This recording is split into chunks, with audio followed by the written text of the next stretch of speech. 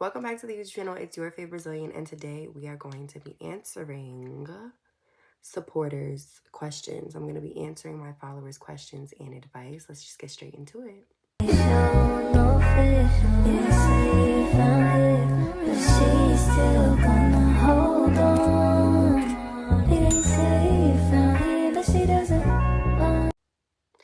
All right, that's where I'm going to do it. Self-love, self-worth, and respect. That is the very first question. Self-love, it's not going to be the aesthetic clean girl thing that you see on YouTube and TikTok and Instagram and all that other shit. That's just not the way that it works. It's just not the way that it works. Like, self-love is about choosing yourself, in my opinion. Self-worth is about valuing yourself. For example, somebody's not respecting you, remove access. Somebody is not appreciating you the way that you would like to be appreciated, remove access. Respect is just about, girl, you respect yourself. If you feel like you're disrespecting yourself, then don't do it, is what I'm trying to do. You want to take some of your own advice? Chew that up for a second, swallow that up. Maturing, I really don't have a lot of advice on this topic simply because I matured off pain. I did not mature off age. And so experiences in life are going to teach you, don't rush the maturing process. The more that you go through hard things and the more that you just experience, the more that you go through pain and all that kind of stuff, you are going to mature. Like, it's a given. Like, you're going to mature. Advice. Advice on locking in more for college. Advice on locking in more for college. I don't go to college, so I can't answer this question because I don't go to college. And so because I don't go to college, I wouldn't know. Cheating. Why do you need my advice on this? Just don't cheat. It's not hard to not cheat. You get in a relationship, you communicate your boundaries, you decide what's cheating in your relationship and what's not, and then you respect your partner and you don't do it. If a man tries to talk to you, you don't give him the time of day. You don't respond to him, I have a boyfriend, because you want to know what's going on in that man's mind. He's thinking, wait a second. As soon as she's done in that relationship, I have a chance because she responded to me. She answered. She gave me the time of day. Same thing for, my man. Baby, you should not be giving these bitches a time of day. They shouldn't even feel like they have a chance. They shouldn't even feel comfortable to play with you like that. That's my advice on that. I'm single though, so I don't have to worry about that.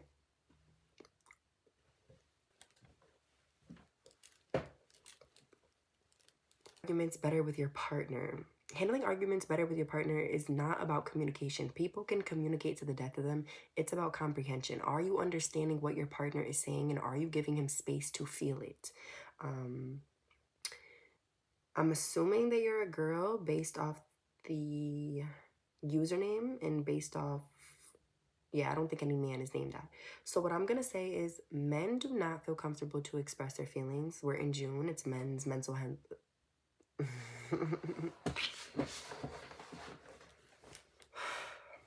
It's men's mental health month, and men do not always feel comfortable to express their feelings. I don't know if it's the whole society telling them that they have to be a man, or if it's because they just don't. So when you provide a safe space for him to communicate anything without you getting upset, without you reacting emotionally, do that. When he wants you to take accountability, even if you don't understand why he's upset, even if you had no intentions of making him upset, take accountability. When it comes to communicating, there's going to be a point where you are going to be fed up with the conversation or triggered with the conversation or whatever the case may be. There's going to be a point where he is. That's when the conversation ends. That's when the conversation ends. That's when you go your way, you go, and he goes his way. I feel like people underestimate the power of space. Give your partner space. Give each other space. Whether that's space to miss each other, whether that's space to, you sit with your feelings, he sits with his feelings, and then you guys can communicate that. I'm so good at recommending communication. I'm not the best when it comes to communication. I will take accountability for that. If I feel like the conversation is not getting anywhere with you. For example, I'm talking to somebody, I'm getting to know somebody. I'm going to say something once. I'm not going to disrespect myself by repeating myself. And that's another thing. You said handling arguments better. Don't argue. Don't argue. Just give each other space and don't argue. Literally, that's it. Advice on shaving. When you're shaving your cooter cat, you should be shaving opposite area. So like if your hair is growing this way, you're not shaving this way, you're shaving this way so you can get all of it. Slap some Aquaphor on it when you're done.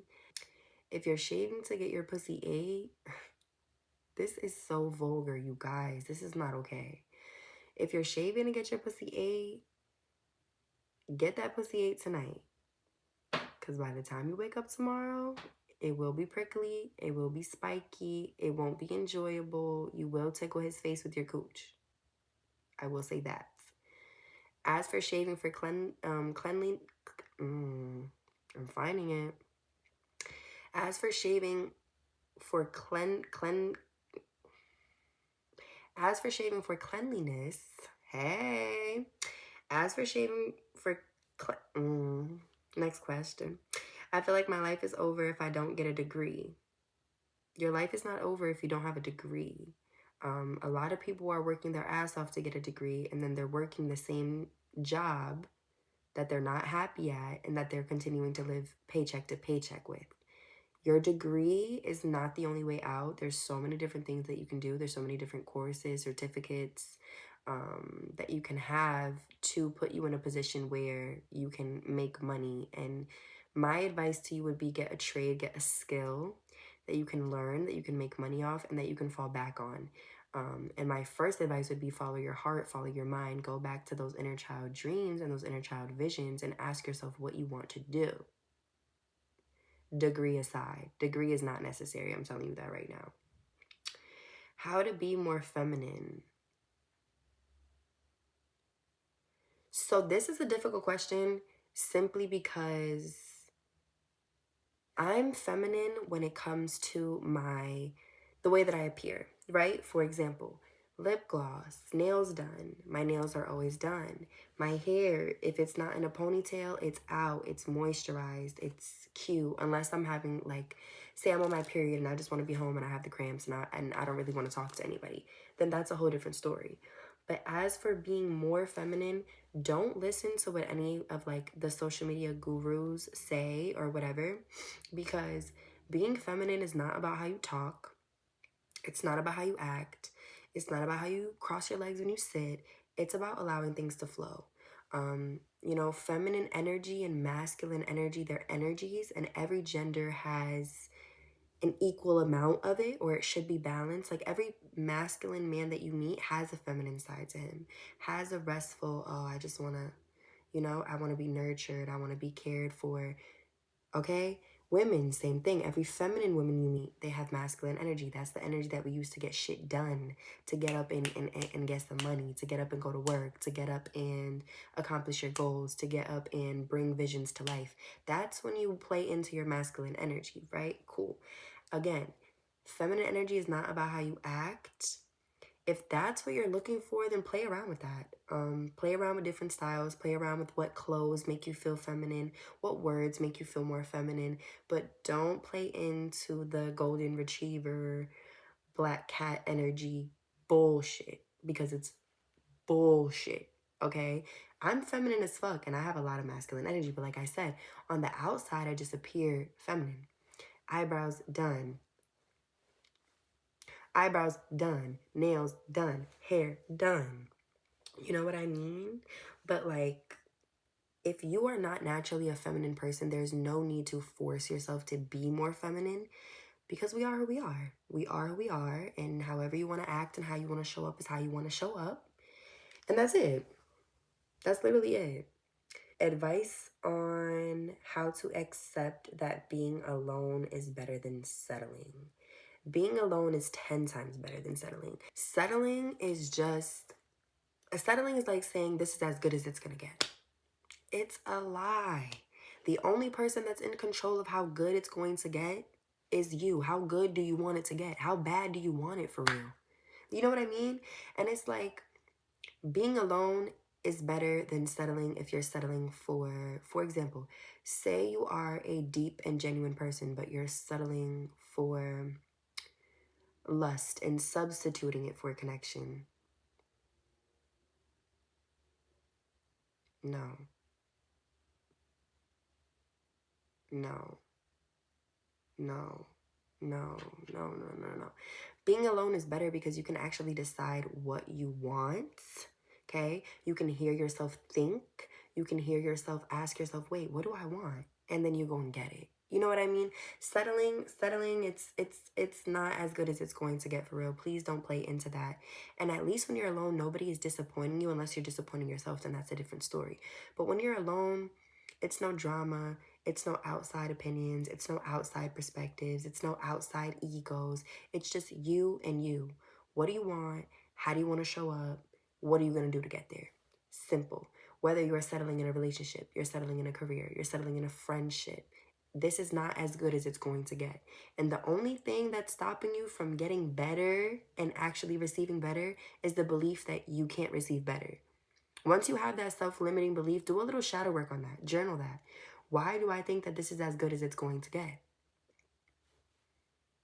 Why do I think it's as good as it's going to get? Don't I deserve more? Why don't I think I deserve more? Really, really dig in deep. Really dig in deep. Really dig in deep and really get to the bottom of that. Your type.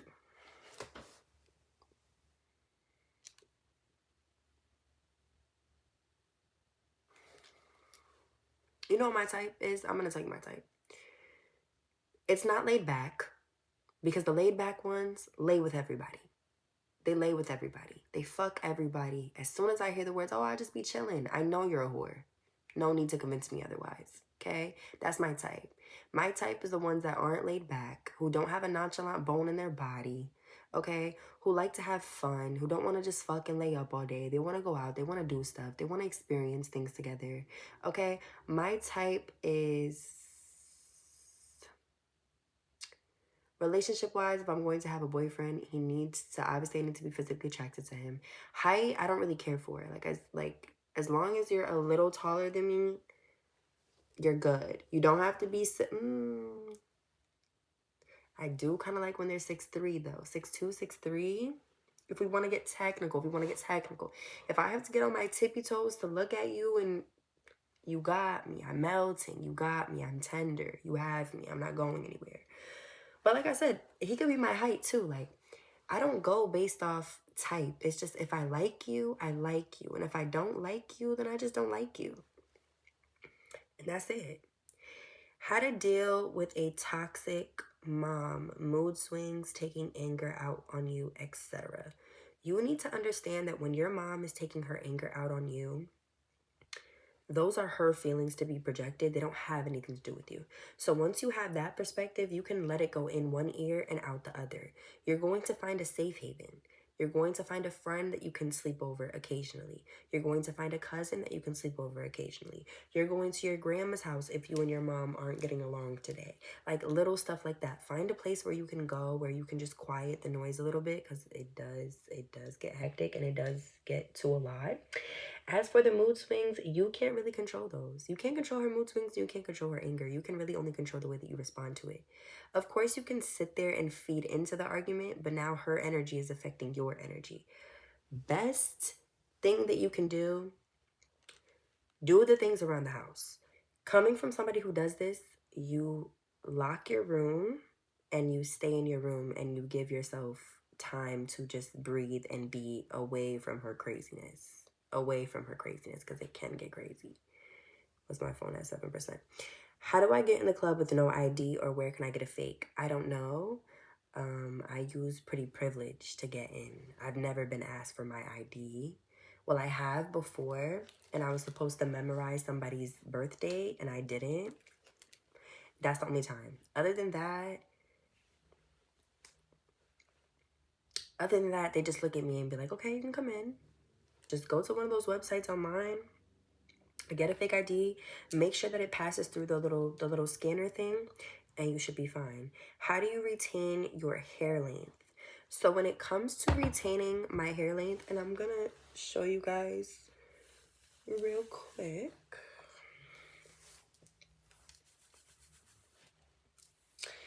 When it comes to retaining my hair length, I don't do anything to retain my hair length. I don't do anything to retain my hair length.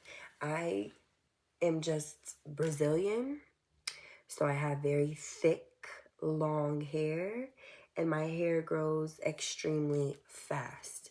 I don't do anything to retain it. I wear it in a lot of French braids because I like to do a lot of braid outs sometimes. But for the most part, I really don't do anything. I use a little hair growth oil every now and then, maybe like once every few months. I really don't do anything to my hair unless I'm styling it and I'm doing like a ponytail or something. Other than that, I don't touch my hair. I don't do anything with my hair. I simply just allow it to be the way that it is, and I just let it do what it does. And I'm not gonna lie, it was in a ponytail at first, but I'm feeling it down. Or do we like it up? What do we think? I just want to say you're absolutely beautiful. My type completely. Oh, that's so sweet. I'm not interested. How do you actively show someone that you love and care for them if they're independent? This is a really good question. This is a really good question because I'm independent. So I would say you show that you love and you care by making their load easier if they allow you to. Like I said, I'm a very independent person, and so when people try to help out, I don't accept it. I'm like, no, no, no, no, I got it, I got it, I got it, I got it. I don't need you, I don't need you, I don't need you, I don't need you, I don't need you. I've had men be like, oh, let me pay for it. Why? Why do you have to pay for it? And I got it. So I need to start working on that. Because if somebody wants to help you, if somebody wants to show up in that way for you, allow them to. And that's what I would say. I would say make their load a little less heavy. And I would also say that because they're so independent and because they rely on themselves so much, they probably hold a lot in. So just provide a safe space for them to just relax. If this is your boyfriend, cook him dinner, tell him go play the game, just go do his thing, suck his dick at the end of the night. I don't know. If this is your friend, be a good friend. She shouldn't have to ask you, hey, can you help me clean up my room? Help her clean up her room. Go make her favorite, go bring her favorite snack, little shit like that. You know, people do appreciate the little things. I mean, I would hope. I would hope. I don't know. I don't know. Sometimes this generation, people act like what you do is not enough, you know, and it's just, and you're just constantly in competition with it. Besides the point, though. Besides the point. I let things go by processing them in the way that I process them. And I do have techniques. So if I'm ruminating or if I'm having an obsessive thought and I'm just sitting there and I'm just thinking too much, I do a burn letter.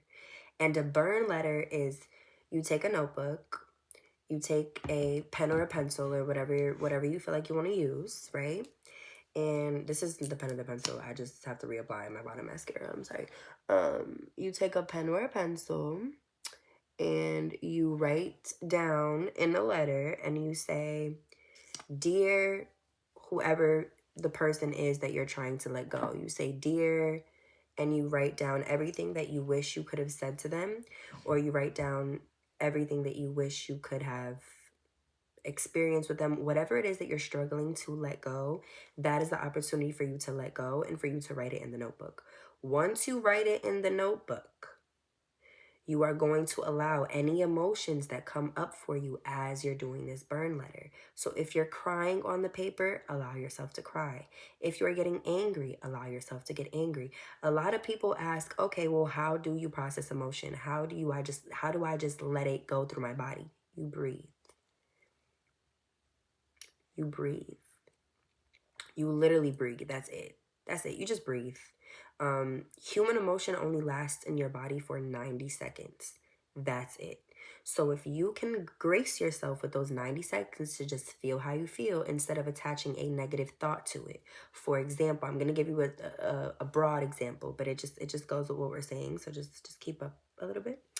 So say that you're dealing with rejection, or you're dealing with grief, or stop making these negative things, okay? The thoughts that you attach to them, your limiting beliefs. For example, if you believe that rejection is the bad thing, you're never going to handle it well.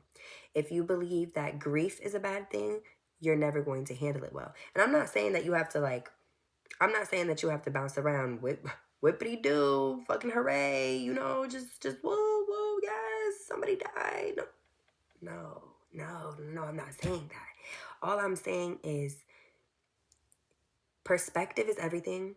And I generally feel that when you are feeling something, your perspective on what it is that you are feeling, your thoughts that come with those feelings, if you have any, I've trained myself to the point where I don't think when I feel, I generally just feel. But that's because I've trained myself to, okay, where is this feeling coming up in my body? Does my chest feel tense? Does my actual heart hurt from this? Is it my ego? The more that you learn, I had this therapist of mine, and he told me, when you do the right thing happens. So even just you commenting and asking me this question, the fact that you're curious, you will get your answer. Just keep being patient with yourself and keep giving yourself grace, because that's what's necessary, obviously. And like I said, you're going to breathe. You're literally going to breathe. And when you breathe out, you're going to allow that feeling to leave with you. You understand what I'm trying to say? Don't try and jump to conclusions just yet. Don't try and put assumptions on there just yet. Just feel it. No thoughts attached to it if you can. But if you can't, burn letter. That's where I go when this is in balance with this. Because I'm the kind of person, I think with my heart. I don't necessarily think with my brain. And let's be real, people take advantage of that. People take advantage of that. They see that and they think, well, she's not going to go anywhere because she's forgiving or she's understanding or whatever the fucking case may be. That's when you have to find a little balance of, wait a second. I like you. I fuck with you. You might even be a cool person. Stop disrespecting me. Stop playing me for a fool. Because one thing about it, people like to act like we don't know what, you're grown as fuck. You know what you're doing. You know what you were doing when I addressed it to you. And at the end of the day, you know what you're doing. Don't act surprised when I cut you off for it, because you know what you're doing. You're grown. You know what you're doing. Tips on how to get over a man who's not shit.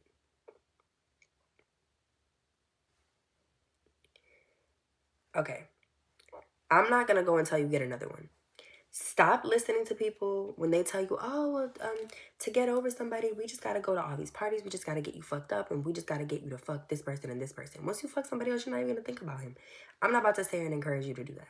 Because at the end of the day, it's not going to make you forget about the person. And what you need to understand, did I just whistle? Okay. What you need to understand is you are not entitled to people. People do not belong to you. So whether he wasn't shit, whether he was shit, whether you had a good experience, whether you didn't, the experience has now come to an end. What have you learned from the experience, if you've learned anything from the experience? What do you choose to remember? The beautiful memories, the good memories that you guys have made? What do you not want to take with you in the future? If he's not shit, that's about him. That doesn't have shit to do with you. There's nothing to get over. It's as simple as, what are you missing? What is there to miss? What are you missing? Because you're not missing nothing. You're just attached. You're just attached to a routine that you've created within the person that you're attached to. Once you find a different routine, something else to do, something else to think about, and you stick to it, you use discipline, you're not lurking on pages, you're not rereading old text, you're going to get attached to a new routine. Why? Because we're humans. We are habitual creatures. We learn and we adjust based off habit. You can make anything a habit, and you can get out of any habit. The habit that you have of taking this not shit little boy back, do me a favor. Break that habit. Do whatever you have to do to break that habit. And that's it. There's nothing to get over. There's nothing to get over. He's not shit. That's about him. That's how you get over, by realizing that that's about him. It's not nothing to do with you. He's just not shit. For whatever reason that may be, I don't know. You're asking the question. You got the answers. I have the answers too. But like, I'm here to guide you. Like, treat me like a big sister, like a fairy godmother. I'm here for you. I don't know if I have the magic answer. I'm gonna try. Water break. Water break. I'm gonna try. But I don't know if I have the answer. My phone's on 5%. Let's get on going. Advice on being insecure about something that you were born with. Depending on what you were insecure about, I treat insecurities with a solution-based mindset.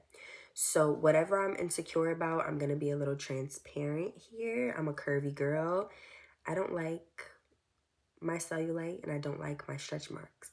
At the end of the day, me not liking it, what can I do to change it? What can I not change? I can't change the fact that I have stretch marks. Nothing I do is going to take those stretch marks away. I accept it. I love it because it's my body. And society has a very funny way of trying to derail your mindset when it comes to how you view yourself. Whatever you were born with, you were born with. At the end of the day, you cannot change that. If you feel that you want to change that, then that's up to you. I believe physical appearance changes are necessary for feeling confident just because I don't take life serious. Like, this is going to sound crazy, but I'm an avatar. I'm an avatar, you're an avatar. You can design your avatar. If you wanted to wake up tomorrow and go get a big ass BBL, you can do that. You have free will, right? Cool. Should you want to do that? I don't know. I'm not you. I don't know how you felt when you typed this question. But at the end of the day, if you were born with it, if there isn't something that you can change about it, then you accept it, you love it, and you continue to act like the most confident person, even if you're not the most confident person. Because the more that you act like it, the more that you talk like it, the more that you affirm it, the more that you put that out there, that's going to reflect in your actual life, and you're actually going to start feeling that way. And one thing about confidence, people treat you the way that you feel about yourself. So if you show up confident, they don't have any negative thing to assume about you. You know what I'm trying to say? They don't pick up that insecure energy on you. They're not about to sit there and no. They're going to be like, "Damn, she's confident. Let me be confident too." Or they're going to be intimidated and be like, "Wait, why is she so confident? Who does this bitch think she is?" How to stop stalking his page. Hold on. How to stop stalking his page and trying to make sense of why he lost feelings. Okay. If he lost feelings in you, if he lost interest in you, that's not your concern. That's not your concern. That's not your concern. That's not your concern. When you sit there and you ruminate and you obsess over the reasons why, all the reasons that are coming up are just all the reasons that you think he doesn't like you, because those are the things that you don't like about yourself that are projecting and that are being reflected to you when he triggers you by showing you that he does not want you. Okay? It's okay, women especially, hear me out. It's okay for people not to want you. It's okay for a man not to want you. It doesn't make him sassy because he doesn't want you. You understand what I'm trying to say? Like, women, I think specifically, we don't handle rejection when it comes to men rejecting us, and they get rejected all the time. They get rejected all the time. So it's like, you don't have to put a negative feeling on it. He doesn't want you. Accept that. It is what it is. He doesn't want you. It's not a negative thing. It might not even be a positive thing. It's just, it is what it is. Nothing that you do is going to change how somebody feels about you. If he was interested in you, he'd be interested in you regardless of all the reasons that you're coming up with. Again, the reasons that you're coming up with, they're not his reasons. These are your insecurities being projected and brought into awareness for you to take care of. So when you sit there and you, "Damn, he probably doesn't like me because of this, and this." You don't like yourself because of this, and this. And the list that you have with this, and this, what can you change? What can you not? Move the fuck on. He doesn't want you. It is what the fuck it is. It's not a bad thing. Stop making it a bad thing. It's not a bad thing. And I think people need to understand that when we are being rejected, we're not just being rejected from this person. We're also being rejected from the reality that we would live within this person. What if this person didn't have any good intentions with you? Rejection is redirection. Sometimes things just aren't meant to work out. I'm not here to sit here and preach and listen. Sometimes they're not just rejecting you, they're rejecting the reality that you would have had with them, which probably wasn't going to be a good one. I believe in spirit guides. I believe in God. I believe that there are things that we cannot see. And I genuinely believe that if things don't work out, it's because they're not meant to. That's my belief. You don't have to have that same belief. But at the end of the day, stalking his page is doing what for you? What is that doing for you? What is that getting you? Nothing. And if it ever gets to the point where like you feel like you're bothered, mute.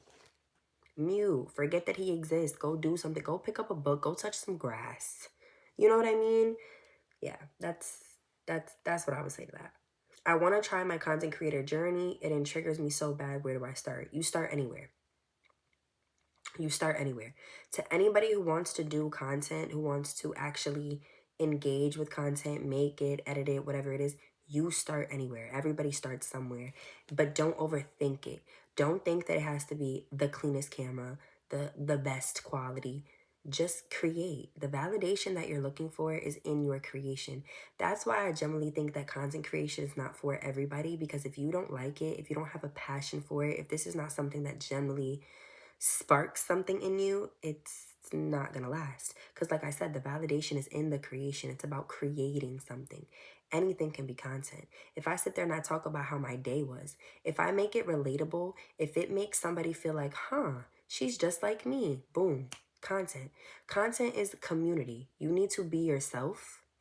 Following trends is not going to get you anywhere quicker. You need to be yourself. People like to see people be people, even the cringy ones. Even the cringy ones. Especially the cringy ones. Post the cringy ones. Break those barriers. You know? Get used to people perceiving you, because you can't control their perception of you anyway. Simple. What advice do you have for choosing friends wisely? I have no advice on this. Every friendship that I have had has not lasted. Except for the one that I'm currently in right now, which love her to death, Miss Honey Blonde. Miss Honey Blonde, shout out Miss Honey Blonde. And Amy, shout out Amy. But yeah, I would say, what advice do you have for choosing friends wisely? I would say, okay, how do I put this into words?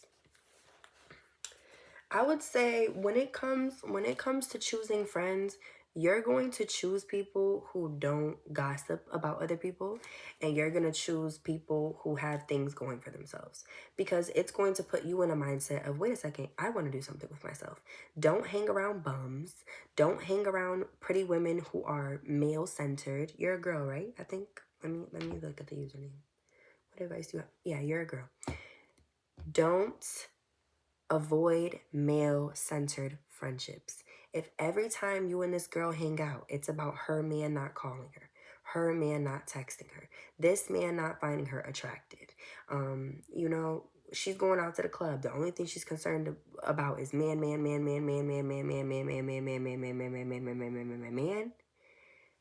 that's not your friend. She will drain the fuck out of you. And it's gonna be very difficult to have an actual good time without bringing up men, which I know this may be a surprise to some women. It was a surprise to me not too long ago. Men are not the most important thing in the world. Just because society has conditioned you to think that you need to please a man, be perfect for a man, be the perfect wife, be the perfect mother, be the whatever it is that you're concerned with when it comes to women pleasing men, it's not as important. And I'm going to be so honest with you. Men do not like fantasies. I know that this isn't what you asked, but this is on my spirit to say, so it's just coming out.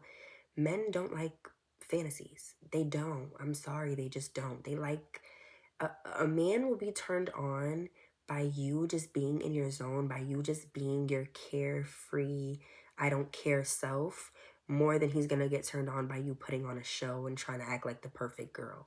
There is no such thing as the perfect girl. There is no such thing as the perfect person. The world crucified a perfect man. You know what I'm trying to say? Like, perfection is not what you should be going for.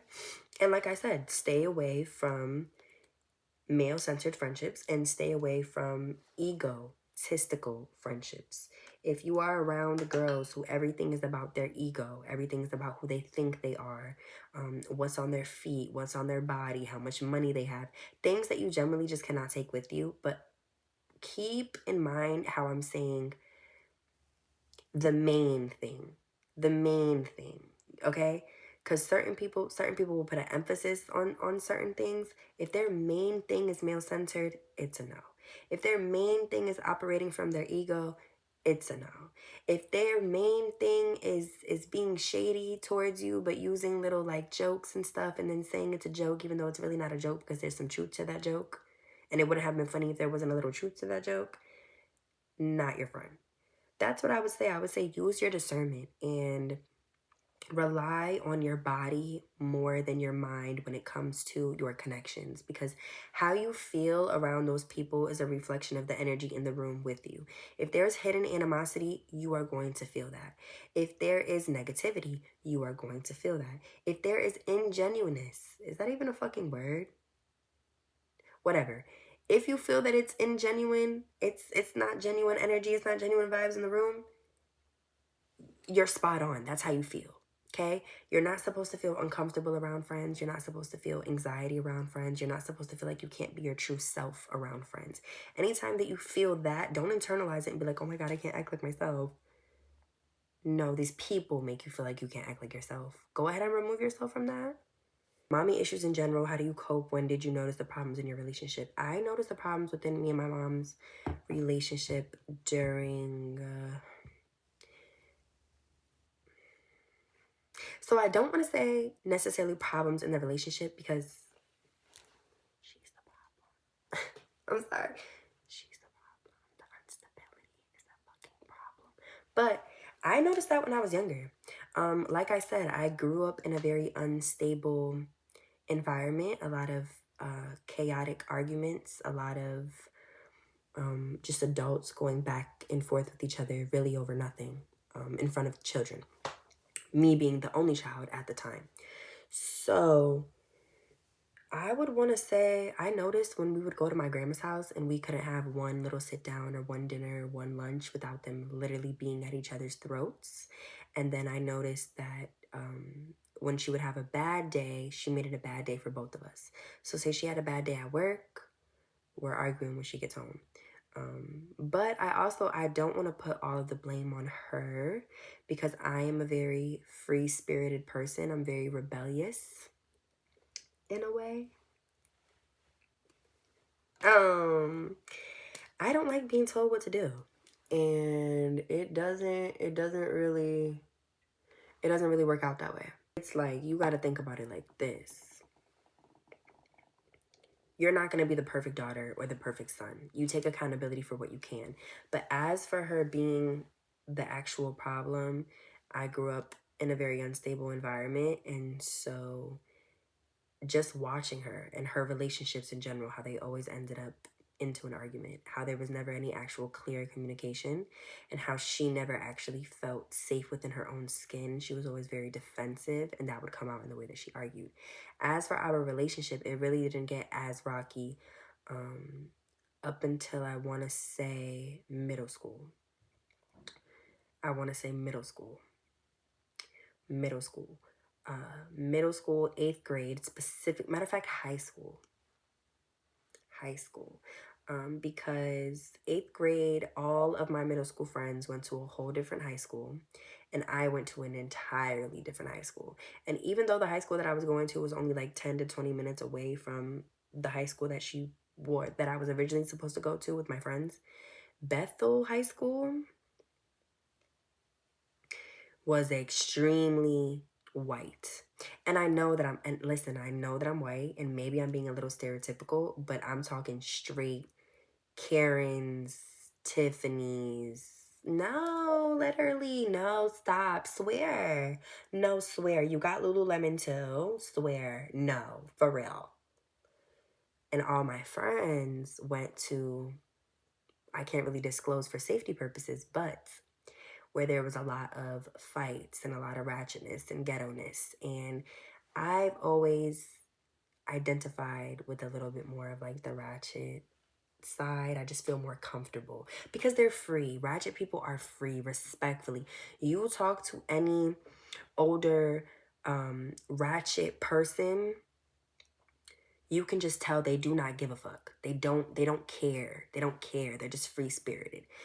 I hung around those people and it was like, are you guys like, when can we have a little fun? You know what I mean? When can we have a little fun? When am I gonna be entertained? And it just wasn't like that. I just didn't get that vibe. So when I hated her for changing everything in my life, because obviously the entire middle school, I'm talking to all my friends like, yes, we're gonna go da. Cool. High school comes around and everything that I witnessed in my childhood was just coming up to my face. I'm going home, my grandma and my mom are arguing. If my grandma and my mom are arguing, it's me and my grandma arguing. If me and my grandma are arguing, it's me and my mom arguing. If it's not me and my mom arguing, it's me, my mom, and my grandma arguing. I'm talking straight blown arguments. I'm talking doors are getting punched, hair is being pulled. You know, that's just me being as transparent as I can be. Like, it was some shit.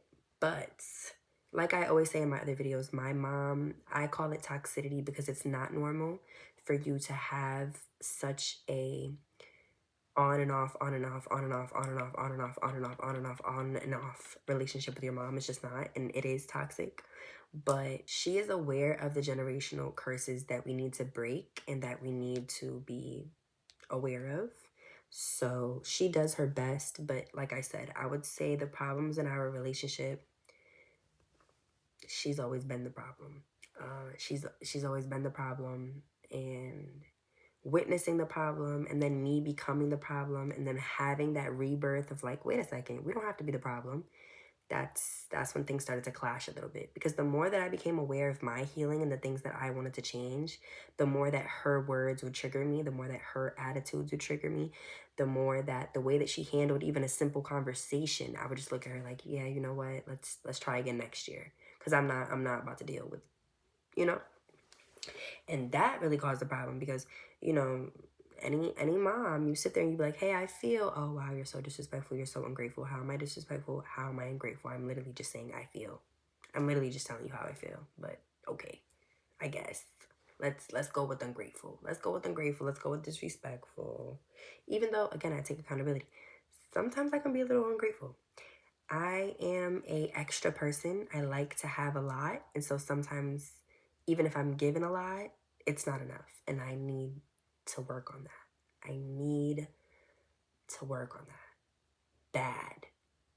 But we're doing it though. We're working. We're working. Did I break up with him? Yes or no?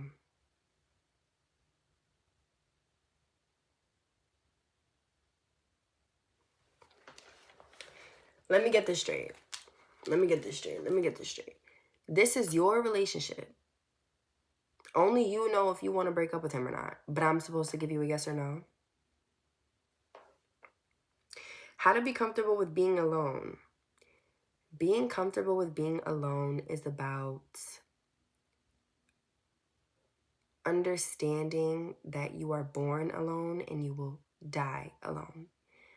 Everything that you see and everything that you experience with yourself. There is no leaving yourself. Once you get past the dark days or the sad days or the days where you're like, oh my God, I don't have anybody. Those are normal. That's my answer. Those are normal. It's okay to want company. It's okay to want connection. We are humans.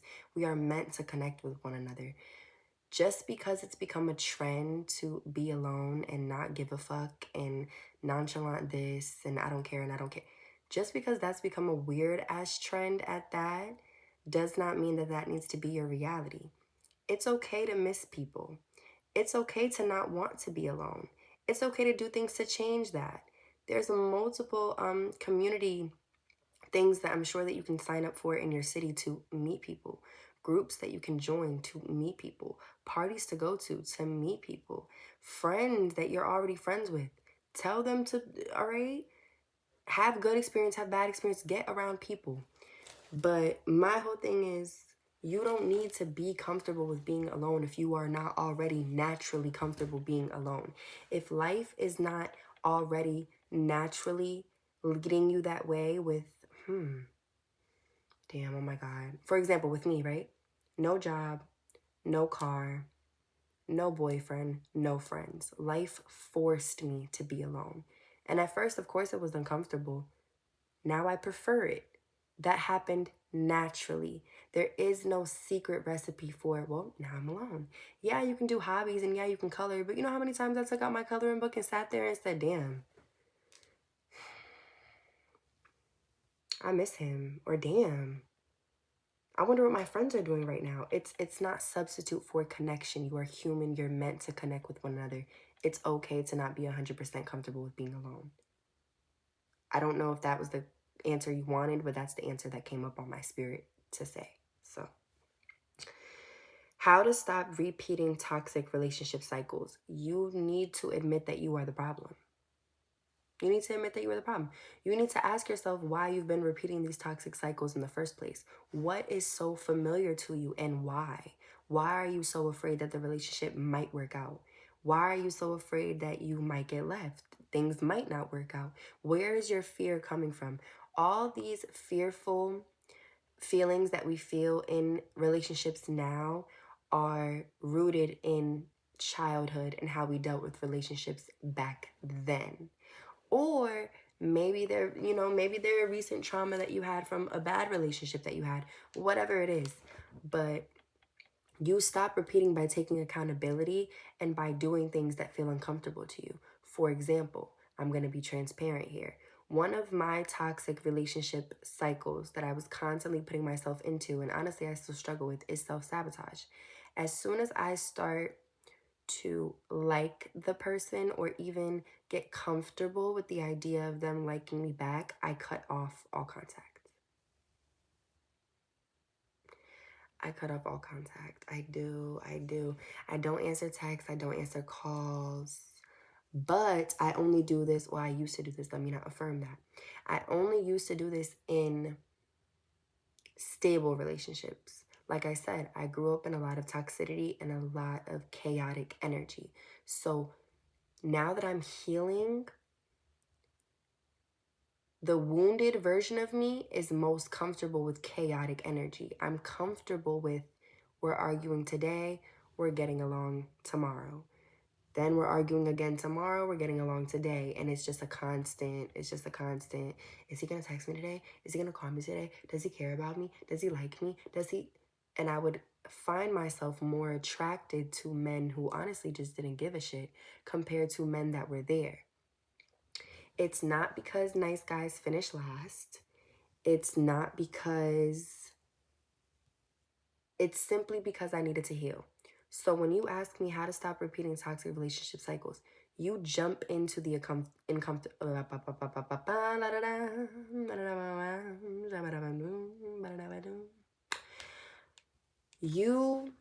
in order to stop, you jump into the things that make you feel uncomfortable. For example, if stable relationships felt uncomfortable to me, I'm sticking that out. If having a simple crush is uncomfortable to me, I'm sticking that out. You are going to ignore that little voice in your head, which is really just your nervous system that's been through all this fucked up shit and has learned how to survive through fucked up shit. You're going to ignore it. You're not going to give it any attention. And when it does pop in, you are going to affirm, no, but I'm secure in this relationship. I'm secure within myself. I am deserving of love. I am deserving of good experiences. I am deserving of good relationships. I am deserving to see how this turns out. I am deserving to be open to a new connection. I am deserving to see how this goes. I owe it to myself. Treat yourself like your best friend when it comes to healing, when it comes to anything really, because you are. You were born alone. You'll die alone. That's what I would say to that. What do you think I ate? What do you think? I ate? Oh, because I don't know. Cut that shit the fuck out. Finish this video. How to deal with a toxic parent. I already answered that. Can you give tips on how to vibe with yourself and be comfortable in your own space? I literally just answered that. There is no in straight answer for that. It's either you're comfortable with yourself And life is going to put you in situations where you can continue to thrive off that, or the opposite. You're super uncomfortable with being by yourself. And life is, God specifically, is going to force you into that isolation season where you have no other choice but to be comfortable with yourself. Anybody who is telling you, well, I was born just comfortable with myself, they're lying off their ass. I'm telling you right now, humans like connection. They thrive off them. They're meant to have them. Any experience that you have had, whether it was good or bad, was either from another human, correct? Okay. We're all experiencing the world through each other. I think that's it. That's it. That's it. That's it. That's it. That's it. So I hope that you guys, I hope that you guys enjoyed this video. I hope that we got to touch on some things that you guys needed some guidance on. I will be doing a part 2, maybe a part 3, maybe a part 4. I don't know just yet. I like answering these questions though. I really do like these videos. I think it's like my thing. You know, we kind of get into a little bit of a flow. But yeah, love and light to all your situations. Again, be comfortable with being alone. And I'm going to go ahead and cleanse our energy a little bit before I send you off. And go ahead and chill a little bit. Go ahead and just vibe out. Just vibe out for a little bit, because I'm going to go ahead and, all right, let's get that energy right.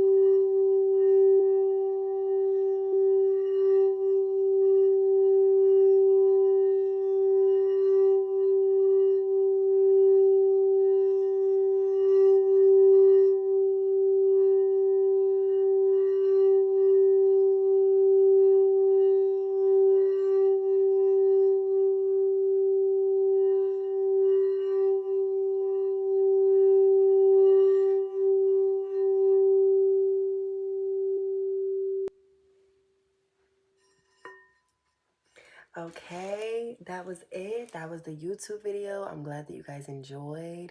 I'm glad that we were able to hang out for a little bit. And I love you. I love you. And everything's going to be okay with whatever you're going through, with whatever you ask the question on.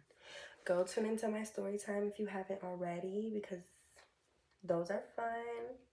Those are fun. Those are some funny stuff.